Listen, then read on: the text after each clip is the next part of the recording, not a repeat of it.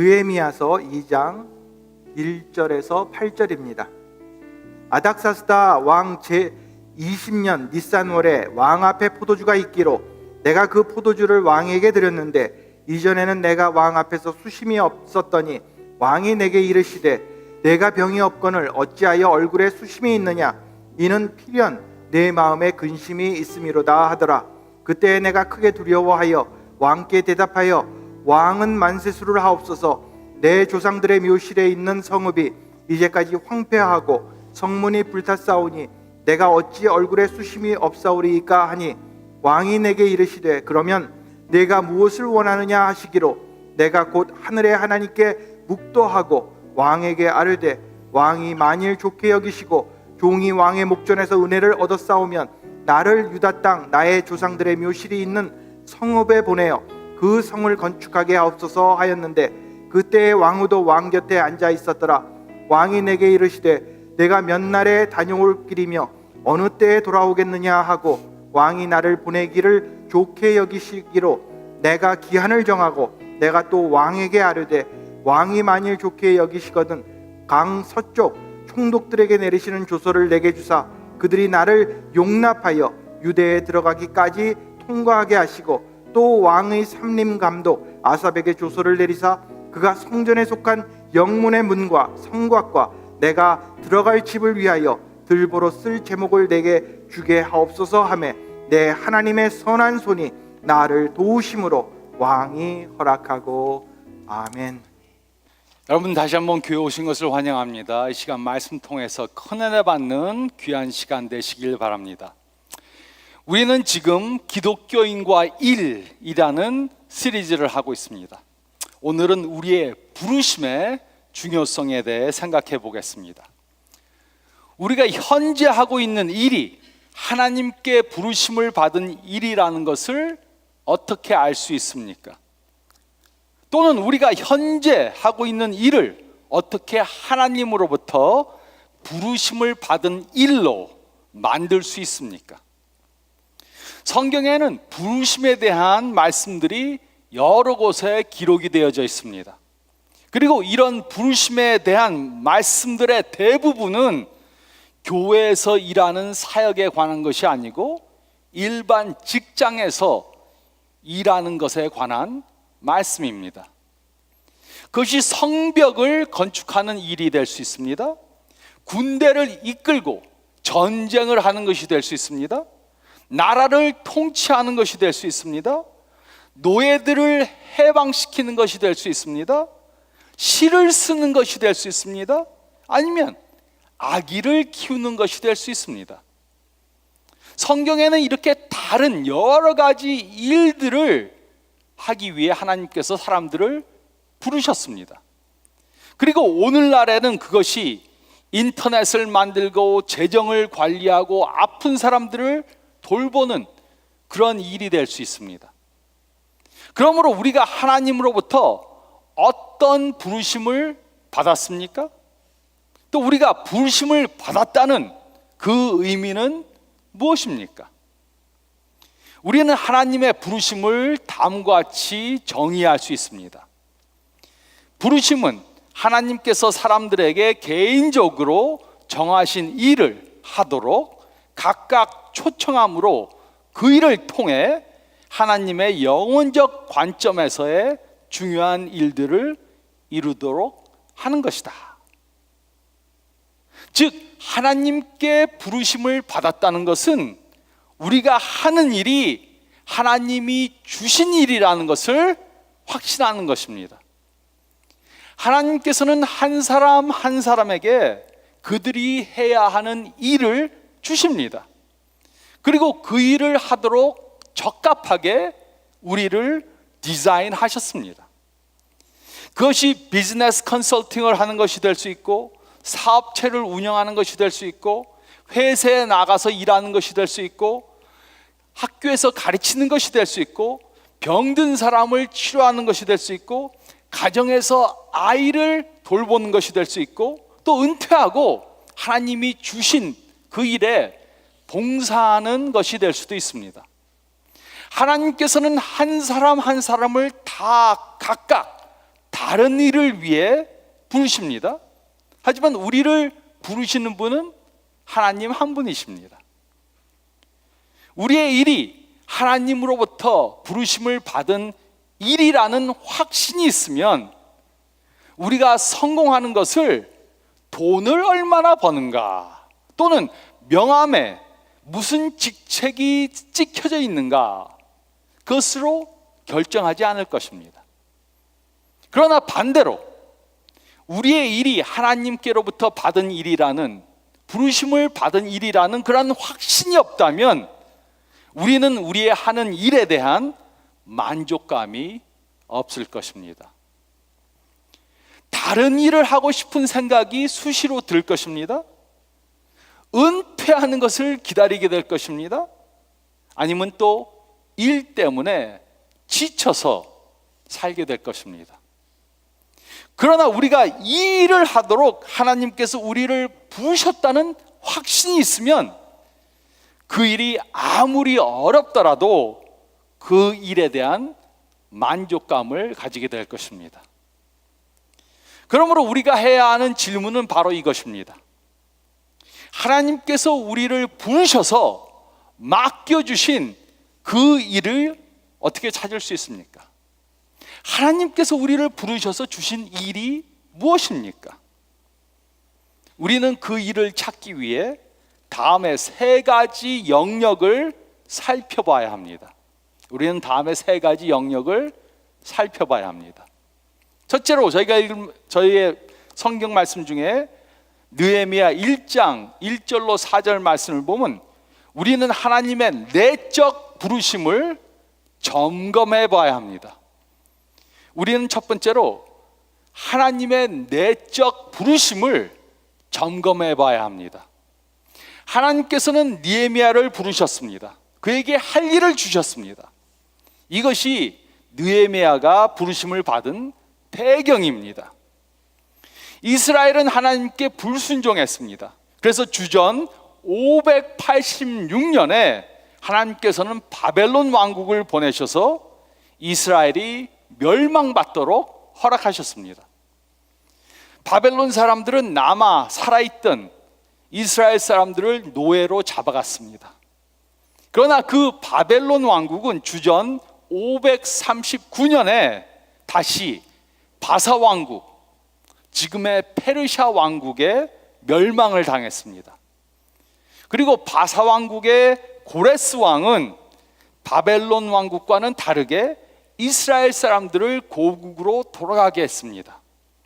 그래서 많은 이스라엘 사람들이 이제 고국으로 돌아왔습니다. 그런데 예루살렘의 성벽은 무너진 상태였기 때문에 그들은 많은 어려움을 겪었습니다.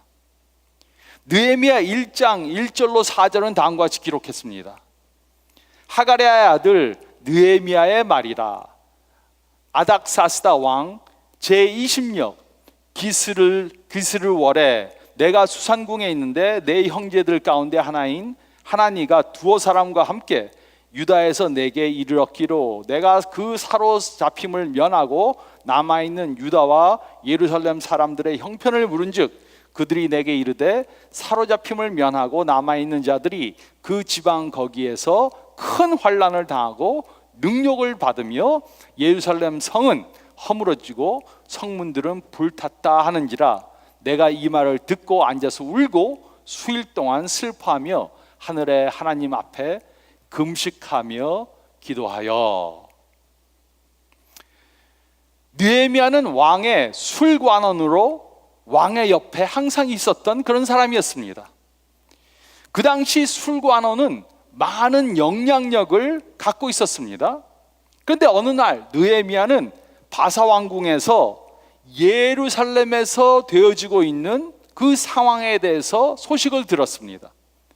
그리고 그는 그 소식을 통해 하나님의 부르심을 받았습니다.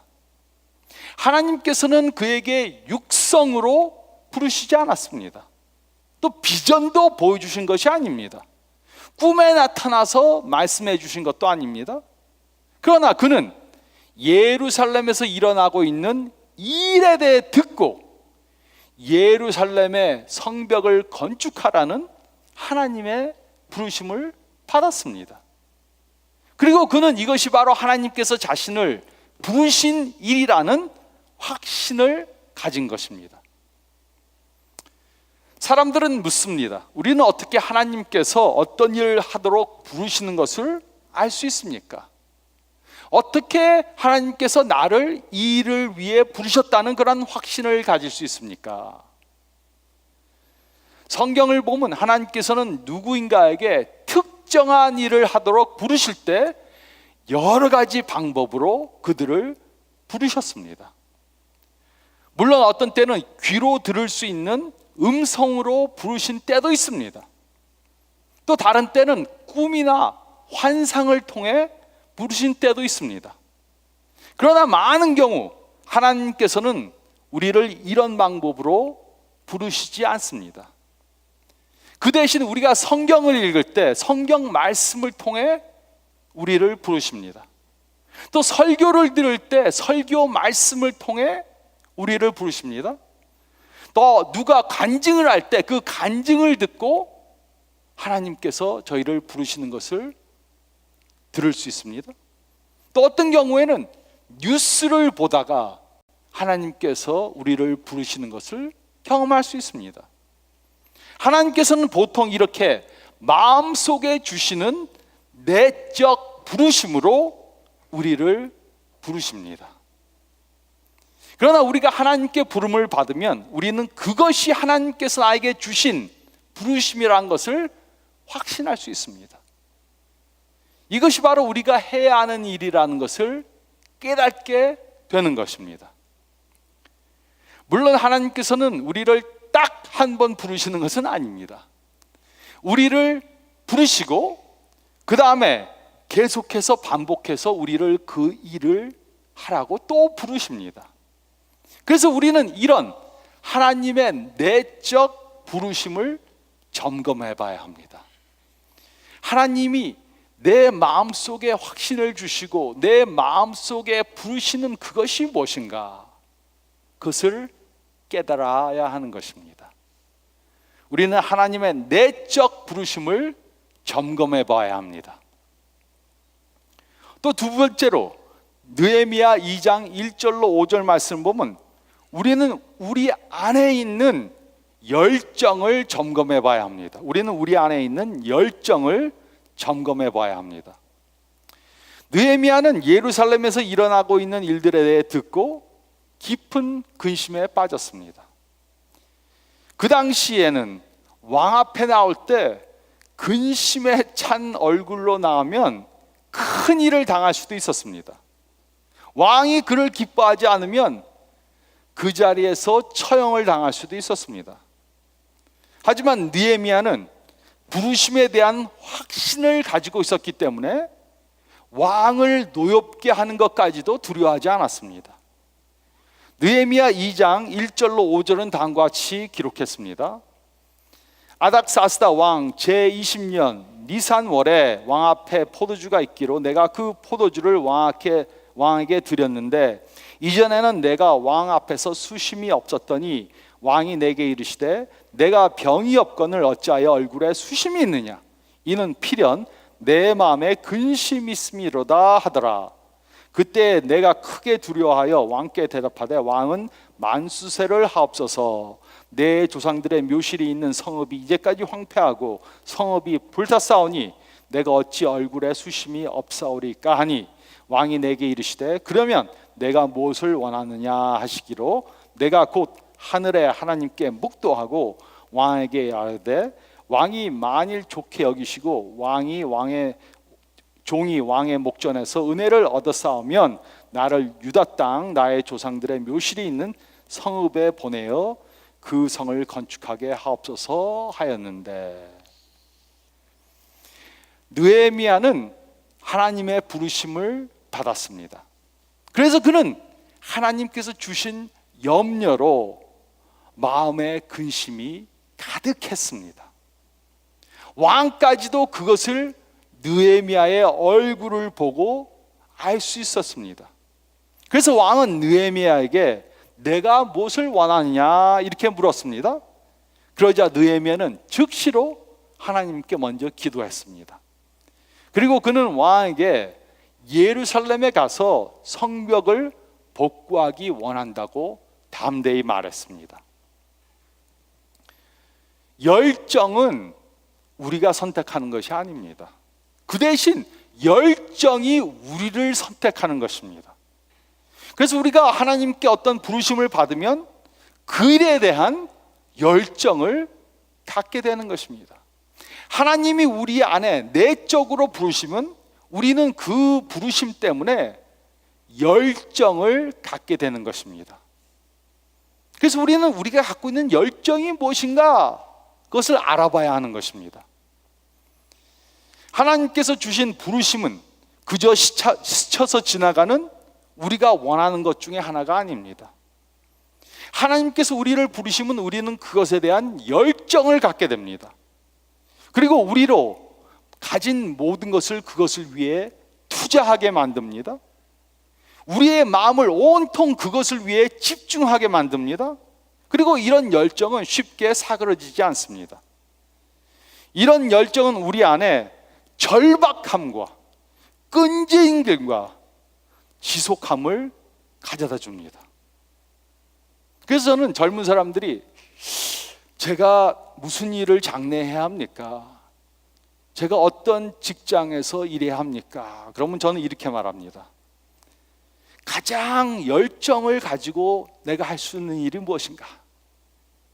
그것을 찾아서 누가 그 일을 하는데 돈을 줄 것인가 찾아봐라. 많은 사람들은 돈 주는 일이 무엇인가? 그것을 찾은 다음에 내 열정에 상관없이 그 일을 합니다. 그렇게 하지 말고 내가 가장 열정을 가지고 할 수 있는 일이 무엇인가? 그것을 찾은 다음에 누가 내가 그 일을 할 때 돈을 주겠는가? 그걸 찾으라고 그렇게 말해줍니다. 우리는 우리가 열정을 가지고 할 수 있는 일이 무엇인가 생각해야 합니다. 내가 열정을 가지고 할 수 있는 일이 무엇인가? 우리는 하나님께서 주신 그 뜨거운 열정이 무엇인가 점검해 봐야 합니다. 데레사 수녀에게는 가난한 사람들을 향한 열정이 있었습니다. 빌리 그레암 목사님에게는 예수님을 모르는 사람들을 향한 열정이 있었습니다. 웬디스를 만든 데이브 타마스는 햄버거에 대한 열정이 있었습니다. 어떻게 하면 맛있는 햄버거를 만들까? 여러분에게는 어떤 열정이 있습니까?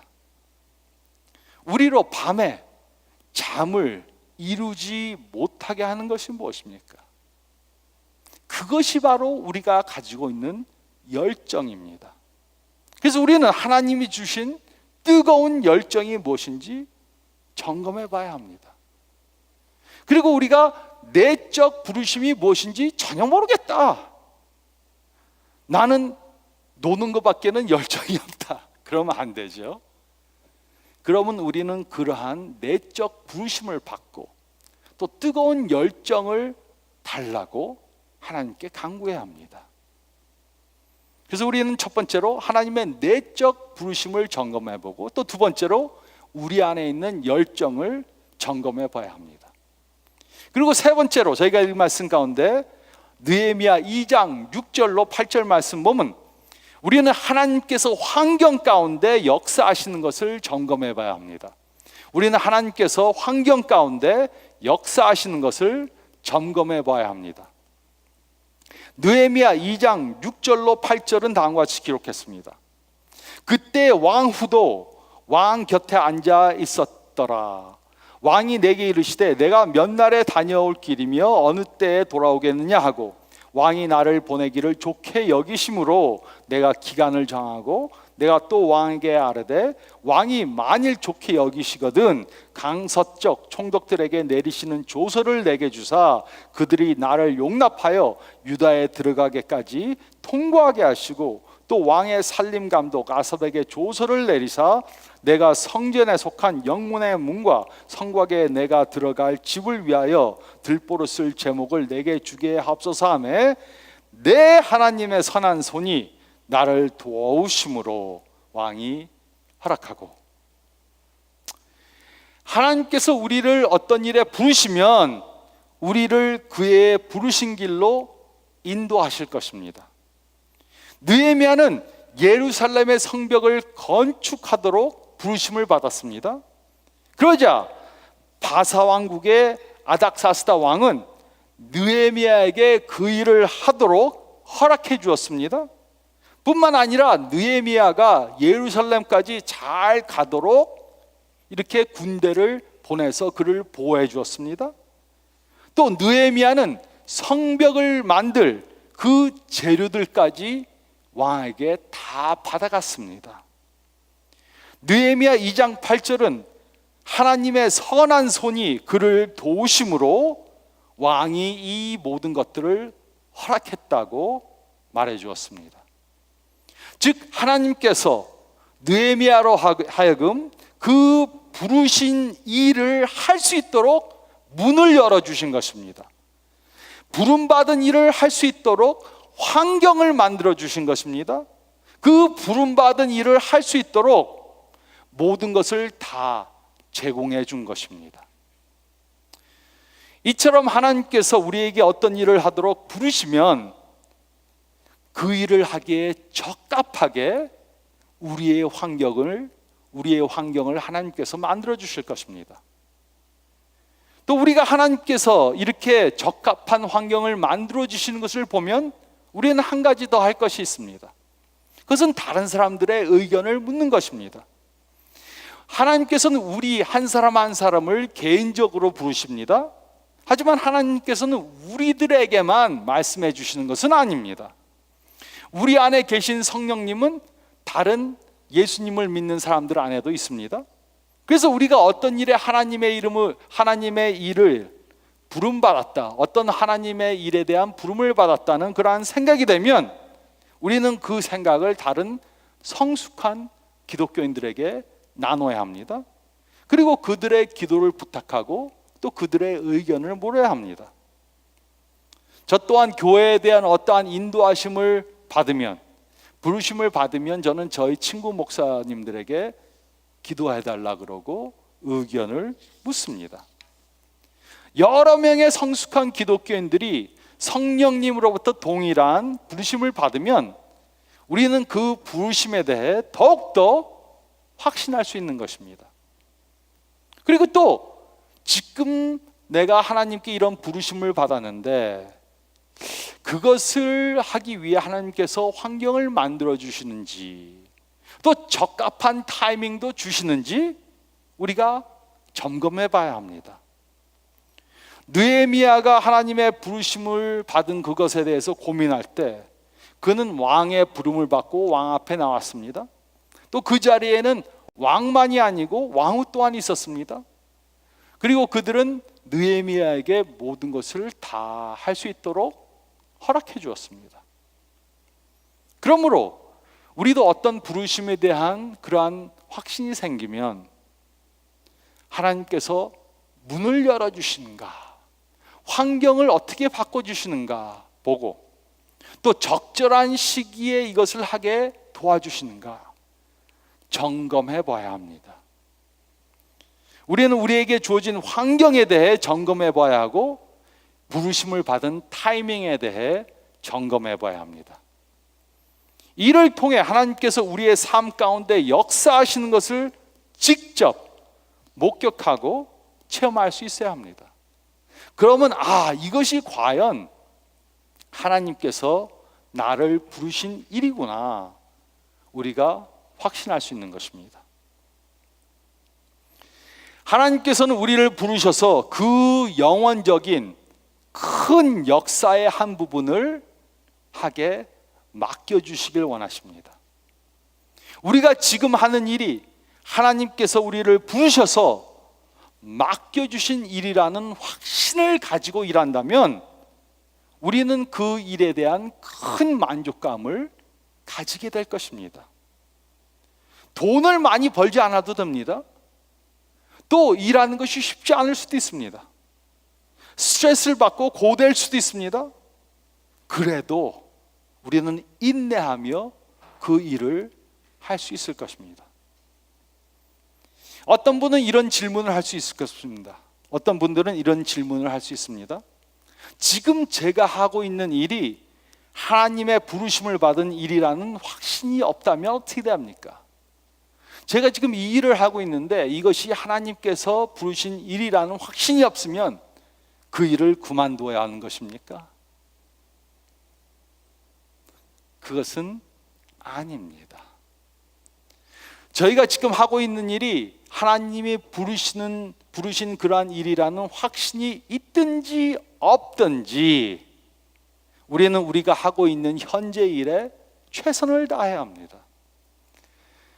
우리가 하고 있는 일이 하나님이 부르신 일이라는 확신이 있으면 물론 최선을 다해야 합니다.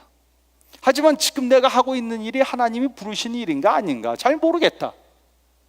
그래도 하나님께서 분명히 다른 일에 부르시는 것을 경험하지 않는 한은 지금 하고 있는 일에 최선을 다해야 합니다.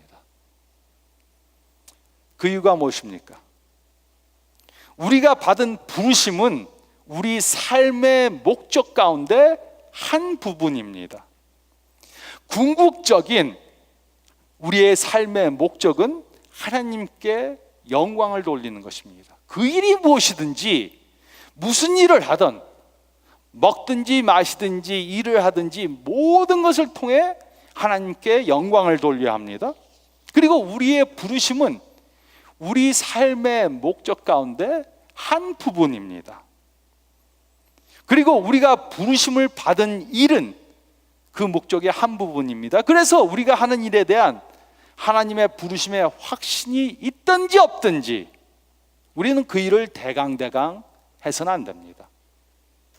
그 이유는 우리는 모든 일들을 통해 하나님께 영광을 돌려야 하기 때문입니다. 당신의 낙하산은 무슨 색깔입니까? 라는 책의 저자인 리차드 볼스는 그 책에서 이런 이야기를 해주었습니다. 한 여자분이 식품점에서 돈 받는 그러한 일을 했습니다. 그러나 이분은 다른 직원들과 확연히 다르게 일했습니다.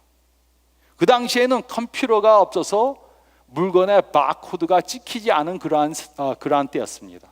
그런데 이분은 그 가게에서 파는 모든 물건들의 가격을 다 외웠습니다. 그리고 리듬을 타면서 그 금액을 잘 찍었습니다.